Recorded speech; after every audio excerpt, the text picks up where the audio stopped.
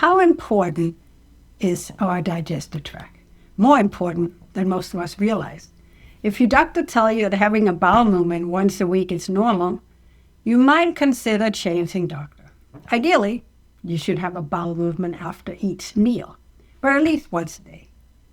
I hope you're not uncomfortable in me talking about these things. It's just the only way I could tell you the importance of a good digestive health. Bear with me. Some of the symptoms of an unhealthy digestive system are bloating, frequent gas, heartburn, tired after you eat, acne, and malabsorption diseases. Let us start by taking a brief look at how your digestive tract actually works. Most of our digestion actually starts right in the mouth.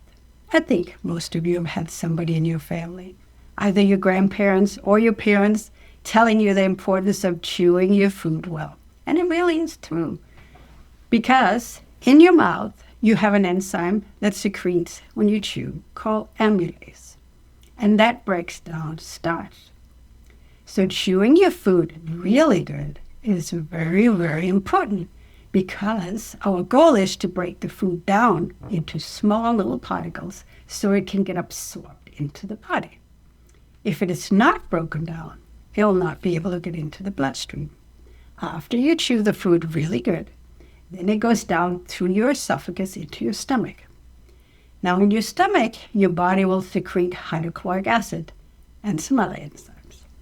The hydrochloric acid is in there mainly to break down hard minerals like calcium and magnesium, and also your proteins. Now be really careful here if you have symptoms of heartburn. You might not necessarily have too much acid in there, because the symptoms of too much acid and too little acids are identical. Your healthcare practitioner can help you figure that out by adding a digestive enzyme to your diet. Now, your liver produces bile, and that is stored in the gallbladder. Now the function of the bile go into the digestive tract and help break up fat that's in there.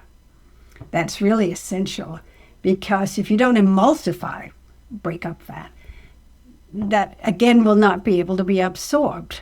So remember, you do need good fat in the body. Of course, if you've had your gallbladder out, this won't happen. That's another reason why you might consider asking your doctor for a plant enzyme to help you digest your food. Your pancreas also has a part of your digestion. It also secretes enzymes to help break down the food. Now, if for some reason you kind of shove the food into your mouth, or you're under severe stress when you eat, then your digestive tract doesn't work optimally.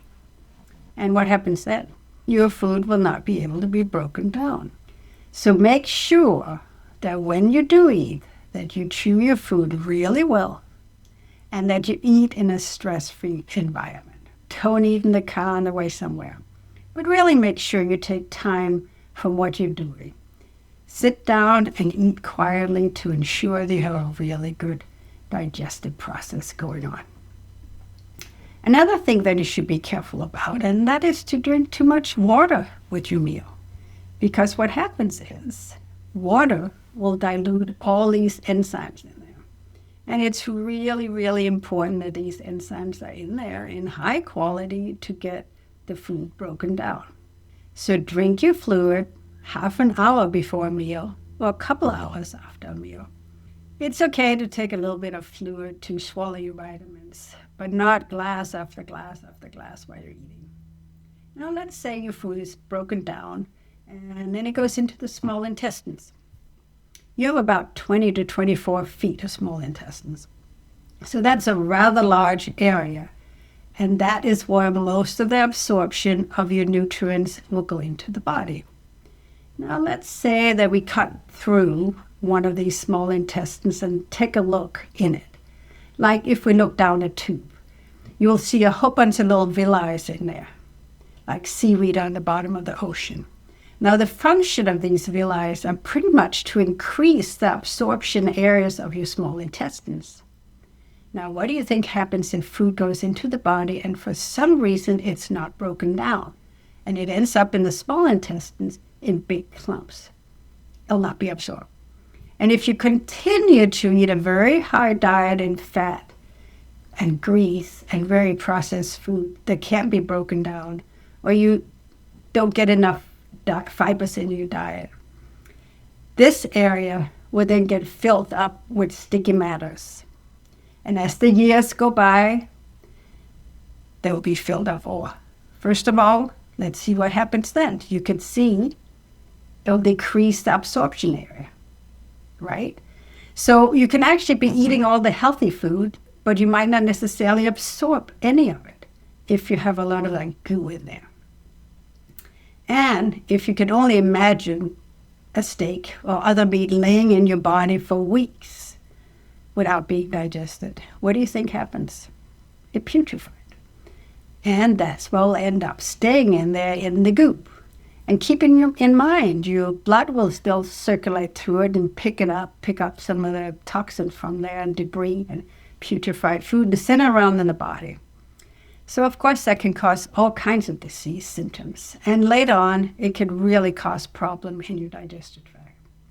So having a clean digestive system is really, really important. Now, after the nutrients, hopefully, has been absorbed into your small intestines, then the rest of the food goes into the large intestines, the fiber and such. You don't really absorb many nutrients in your large intestines. You'll absorb some fluid, but that's about the end of it. And then it goes out. Work with your healthcare provider to see if you could do a good colon cleanse if you think you have a lot of that goo in there. Don't just take laxative because they will just irritate the colon to make you dump. But really try to find a way to clear this up. Unless your doctor, of course, has prescribed laxatives for you. They'll just irritate your intestines and not clean the goo out. So, now eating fruits and vegetables as raw as you can would also give you good fibers, as well as whole grain foods. Now, if you do have constipation problems, you can usually manage that by increasing your fiber and water. Don't just increase fiber without drinking the water. It'll be a rock in there. You have to make sure, like a sponge, that it gets water. So we'll eat a lot of soluble fiber. The intestines get a gel coating on the interior wall, and that could really help drop the cholesterol levels. Water is very important. Dehydration is very common among us. Things like coffee, black tea, works as diuretics, and so do alcohol, by the way. Some of the most common symptoms associated with dehydration are fatigue, dizziness, confusion, dry skin, and dry eyes. Now, I do recommend filtered water, not tap water. But drink most of your water, remember, in between the meals so you don't dilute the digestive enzymes. Water also helps clean your system and give you a nice, full feeling. Now, often when people think they're hungry, they're just thirsty. I hope this helped you out and got you on the road to a good, strong digestive system. There are a lot of research being done between the connection of the brain to the stomach to the gut. So keep an eye out on that. It is extremely important that your gut, your digestive tract works well for your mind to work well and your emotions to work well. Thank you. See you next time.